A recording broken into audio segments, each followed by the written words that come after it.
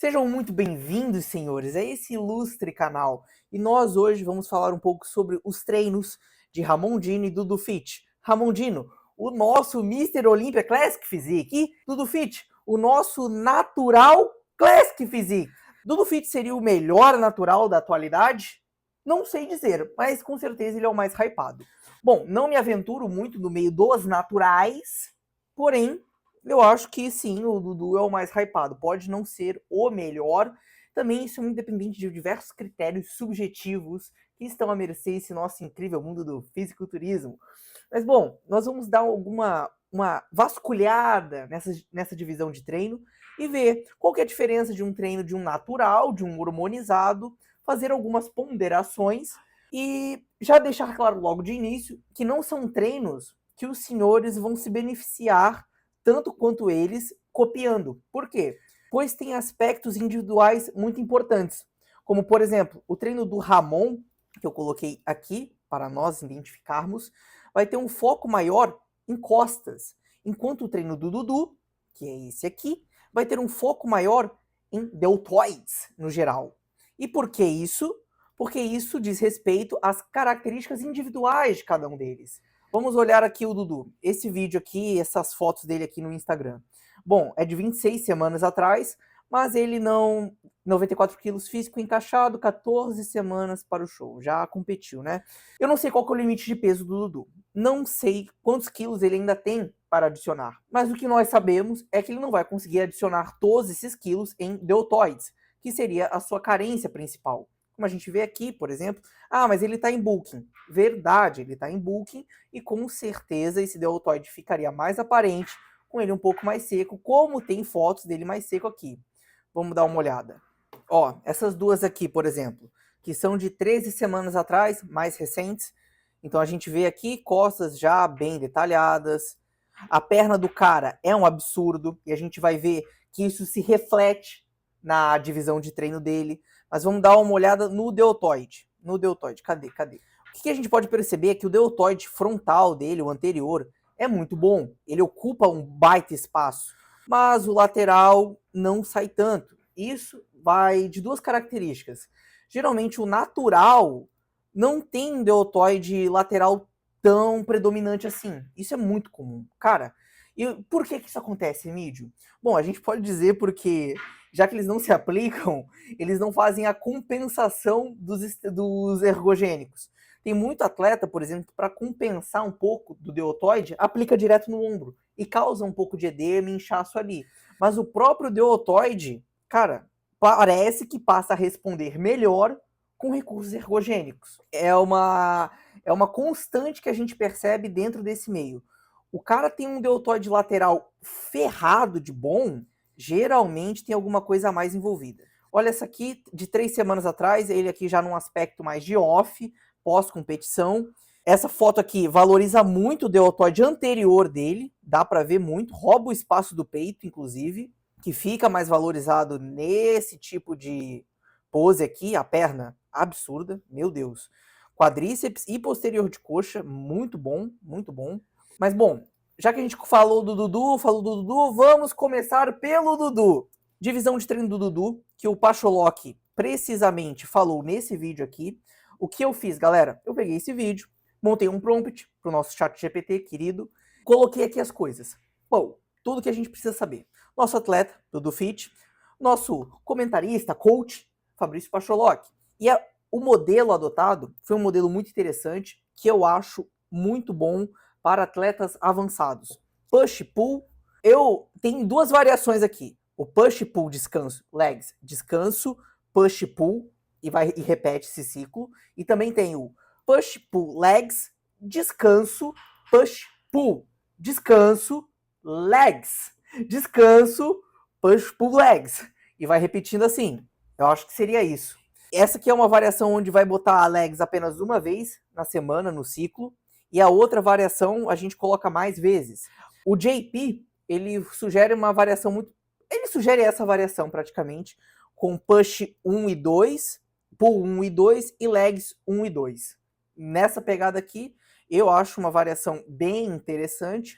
Você consegue descansar muito. E essa outra variação que eu comentei, push, pull, legs, descanso, push, pull, descanso, legs, descanso, repete, é uma divisão que eu vi no logbook do Dorian Yates. Nossa, 7 times ou 6 times? Ai, meu Deus. Quantos títulos de Olímpia tem o Dorian Yates? Acho que é 6. Meu Deus, eu não vou pesquisar. Eu vou bater o martelo aqui, guys. Eu vou bater o martelo.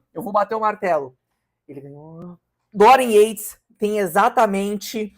Dorian Yates tem 6 títulos do Mr. Olímpia. Eu não pesquisei. Vocês estão vendo os cortes no vídeo, mas eu não pesquisei.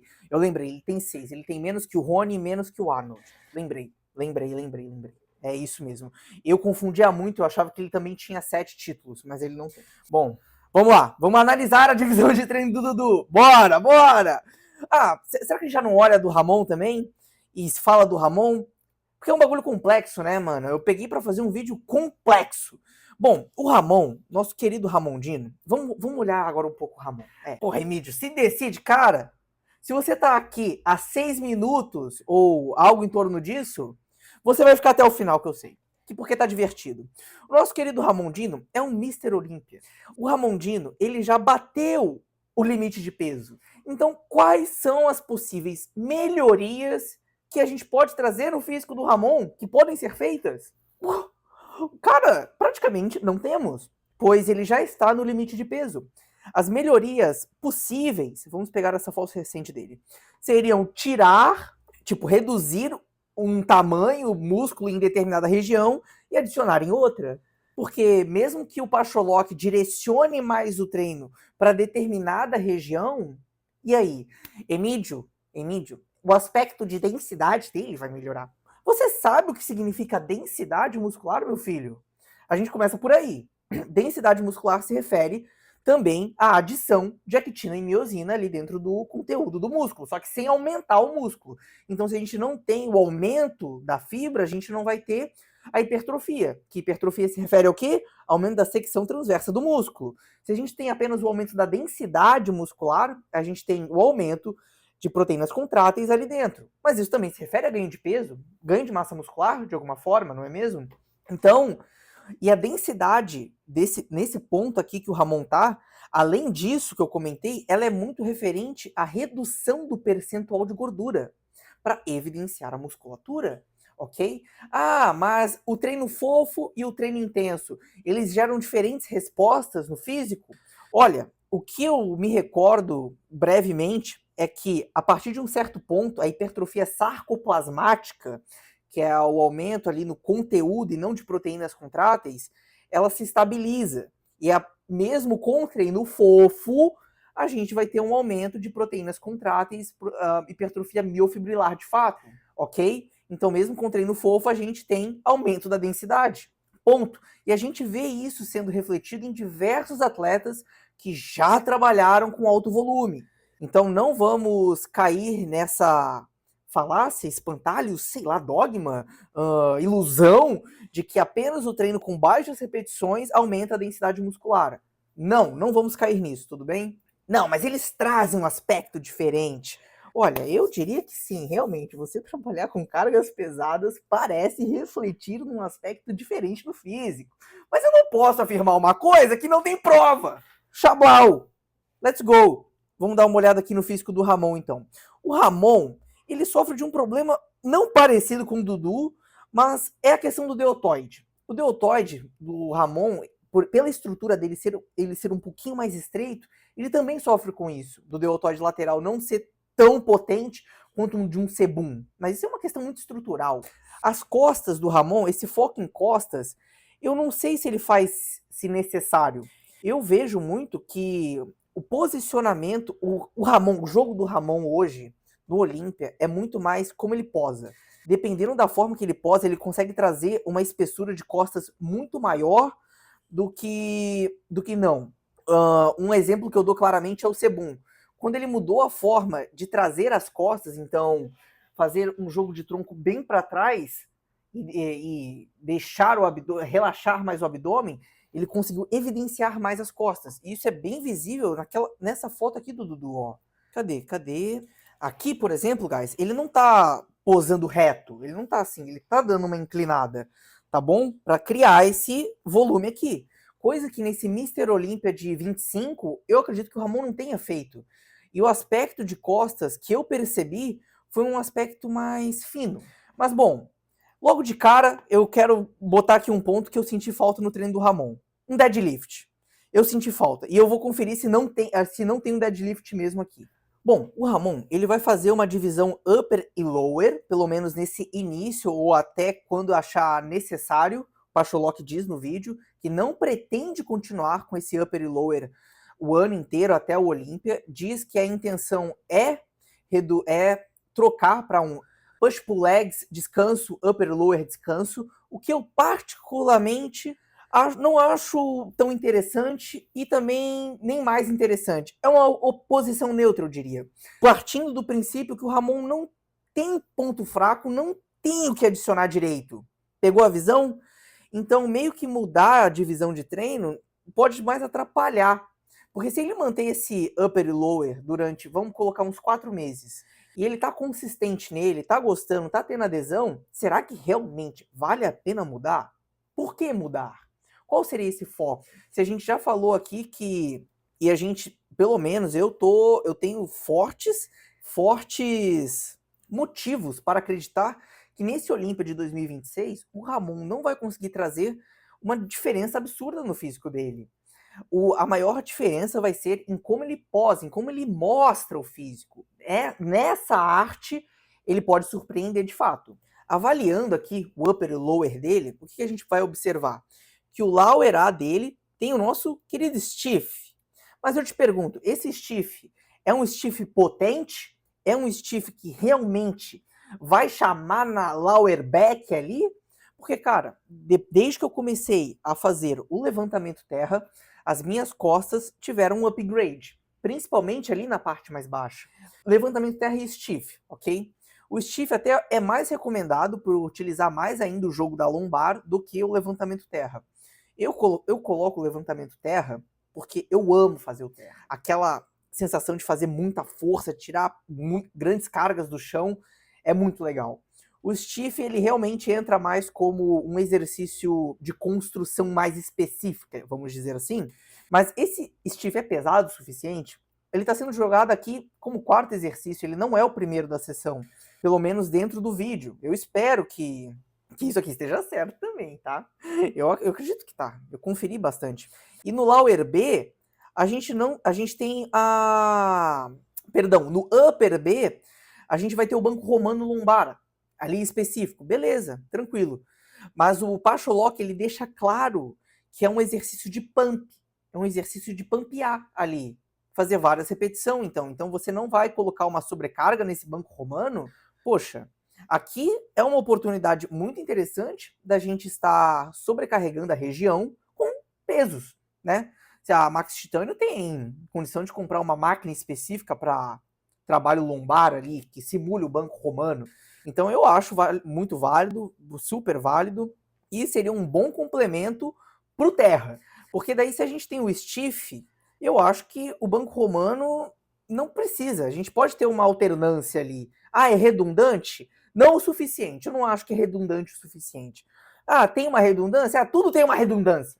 Você fazer 2 séries do mesmo exercício é redundante. Ah, já se viu isso? Bom, retomando um pouco aqui do vídeo, trazendo agora algo mais direcionado, vamos voltar aqui para o treino do Dudu. A gente tem o pull A, que começa com remada curvada, puxada à frente, serrote unilateral, T-bar, lombar no banco e rosca escort. Beleza, remada curvada, livre, puxada à frente, no cabo, serrote, é o serrote nos halteres mesmo. O que a gente pode perceber? Cara, tem bastante jogo livre aqui, certo?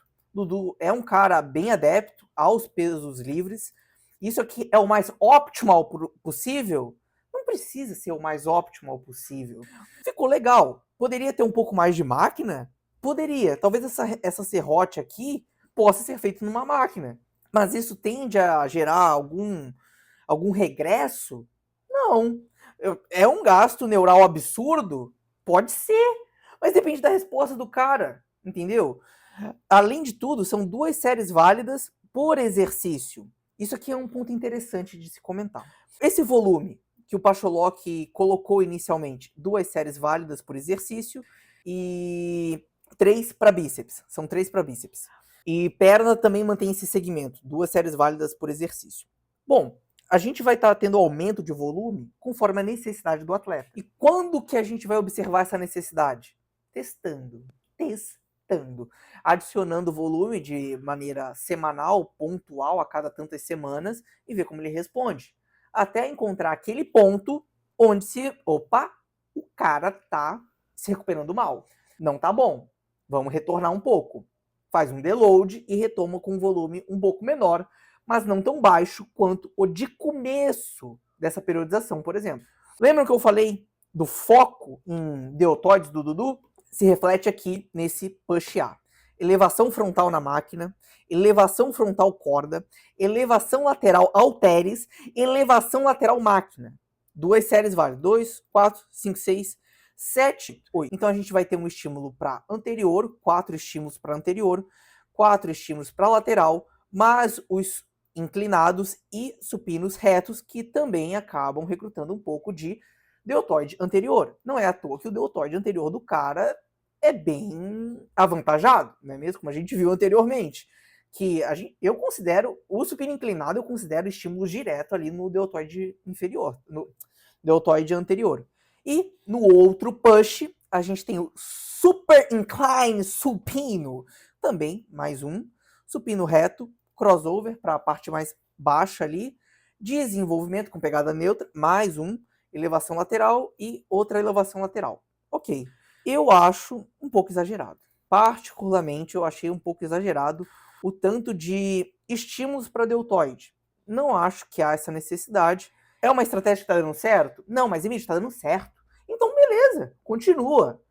A programação de treino tem que ser condizente à resposta do atleta. Se o Pacho percebe que essa é uma resposta boa, fechou, bora lá. Mas lembra que a gente comentou sobre a resposta do deltoide lateral em questão de hormonizado e natural?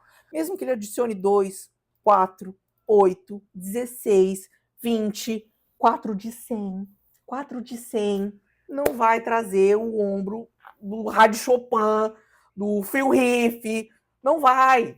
É só quando ele começar aqui, ó. Tá entendendo? Não vai. Pode insistir. E muitas vezes, adicionar mais volume não vai trazer mais resultado. Porque a gente tem aquela curva, aquele jogo de cintura entre quantidade e qualidade. Muitas vezes você botar muita quantidade acaba sobrepondo a qualidade. A tendência é que ele estagne rápido, colocando muitas coisas para um mesmo músculo. O seu treino de pernas, para a gente não deixar passar batido também, ele começa com a flexora. Por que com a flexora, Emílio? Porque ele é um atleta e a gente está trabalhando a especificidade dele. Então, não necessariamente colocar o exercício de maior custo neural, mais pesado, é sempre a melhor opção. Então, por exemplo, aqui, desses aqui, Cara, aqui é interessante. Eu tô meio maluco hoje, né? Tô meio doidão hoje, pessoal. Foi mal. Eu tô feliz. Tô gravando vídeo. Se você chegou até aqui, é que você vai assistir até o final. Isso enche meu coração de alegria. Mas, bom, eu tenho feito, nas minhas sessões de Lower, 2 variações de padrão de agachamento. O agachamento no Smith, demanda, assim, uma percepção de esforço insana, e o leg 45. Mas um detalhe, eu estou fazendo leg de forma unilateral. E o meu aproveitamento da série fazendo leg de forma unilateral é absurda. É absurda, senhores. Recomendo fortemente. Porque eu tenho um grande preciosismo em relação à amplitude de movimento. Então, cara, eu venho com a plataforma até bater. Até encostar no final ali. E empurro. E, cara, é realmente uma amplitude muito boa. E uma grande amplitude como essa, nesse momento de troca da fase excêntrica para concêntrica, me demanda muito esforço. Me demanda, assim, uma pressão absurda. E a maior parte das vezes que eu falho no leg é por não aguentar essa pressão. Eu deixo repetições na reserva mais do que eu gostaria. Além da sobrecarga na cabeça ser muito forte e cagar o resto do meu treino. Então, durante um período, eu não tinha leg press nas minhas sessões e deixava só o agachamento. Perfeito? E a extensora, no caso. eu volto agora a incluir o leg de forma unilateral. E, cara, o que eu percebo? Um grande aproveitamento, menor custo neural, provavelmente pela menor sobrecarga individualizada, apesar do estímulo mais direcionado. E, com certeza, eu percebo a musculatura trabalhando de forma muito mais eficiente. A gente sabe, tem evidências muito claras de que essa sensibilidade não é essencial para o seu desenvolvimento. Mas é legal, né? É legal você sentir, perceber que está fazendo um bom trabalho. Bom, ele joga esse Steve criminoso aqui. Esse Steve tá criminoso. Cara, depois de agachamento livre, um leg, um Steve criminoso. Eu acho que o banco romano, com foco no posterior, seria mais interessante. Porque dependendo de onde está a sua coxa, né, onde está o apoio do banco, você vai conseguir direcionar um pouco mais para a lombar ou um pouco mais para os isquiotibiais, posterior de coxa. Em relação aos padrões de push, algo que eu venho adotando e tenho percebido nas programações de treino dos outros é a questão do close grip ou não close grip nos supinos. O JP, ele estrutura o treino, cara, de uma forma tão metódica que eu acho incrível, né? Por exemplo, ele coloca as paralelas num momento de transição para o trabalho para tríceps. Por quê? Porque você vai trabalhar o anterior de ombro de forma forte, o inferior de peitoral ali bacana, e vai trabalhar muito o tríceps. E ele coloca isso num momento de transição de trabalhos. Eu acho muito, muito top. Então, o que poderia ser feito aqui, ó? Aqui tem o supino reto, temos 2 supinos retos nessa programação do Dudu, certo? Não, a gente só tem um. Ah, não, aqui, ó, supino reto máquina e outro supino reto. Cadê? Tá aqui. O que dava para fazer? Um com o grip normal e um close grip. Close grip. Cara, mano, muito legal. É uma variação. E um feito numa máquina, Hammer, sei lá, e o outro no Smith. Muito interessante. Adiciona mais variabilidade de exercícios, de estímulo. E quanto mais treinado você é, menos treinável você fica. Então essas variações ajudam a você manter uma progressão mais longeva. Olha só, vamos dizer assim. Esse supino super incline aqui, eu sei qual ele se refere. Cara, é um bem específico que realmente ele traz... Ele parece um desenvolvimento no Smith. Dependendo de como você posicionar seu tronco no Smith, tu consegue fazer esse supino super incline. Tende a trazer mais foco para o deltoide e para as fibras claviculares. E do Dudu seria isso. São questões técnicas, não tem nada de errado no treino, tá tudo legal. E você percebe, o que você consegue perceber aqui? Que é um treino convencional. Não tem uma atleta Dudu Fit natural, especificidades loucas. Não, inclusive, as séries de trabalho aqui e aqui, o ponto de partida dos dois é 2 séries por exercício. Tanto o Ramon quanto o Dudu. E o que a gente vai fazer, o que é feito ao longo prazo, por isso que eu acredito que seja interessante escolher a divisão de treino e manter ela, trabalhar em cima dela com as séries e a resposta do atleta.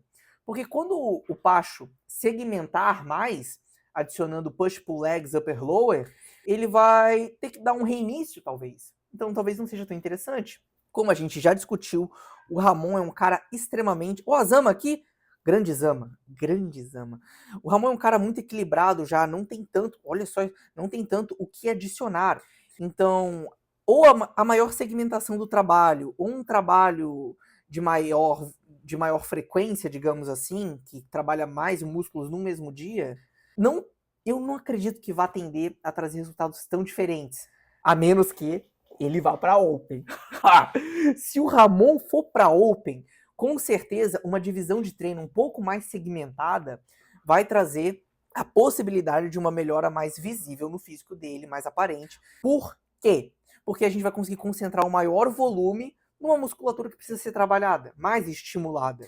E uma coisa que o JP falou que eu acho... Cara, eu achei um insight muito bom, é que a divisão de treino não existe a melhor, mas existe a melhor para você naquele momento, que ela vai vir em decorrência da necessidade. Então, caras mais iniciantes, menos desenvolvidos, vão ter um grande proveito de divisões de treino que trabalham diversos agrupamentos musculares numa mesma sessão, tal como upper lower, tal como full body. Por quê? Porque esses caras não têm músculo, eles são uns franguinhos. Então qualquer estímulo para esses caras é válido, vai gerar um grande resultado. E quanto mais treinado você é, mais desenvolvido você fica, o que acontece? Cada sessão, os ganhos são menores. Menores ganhos por sessão.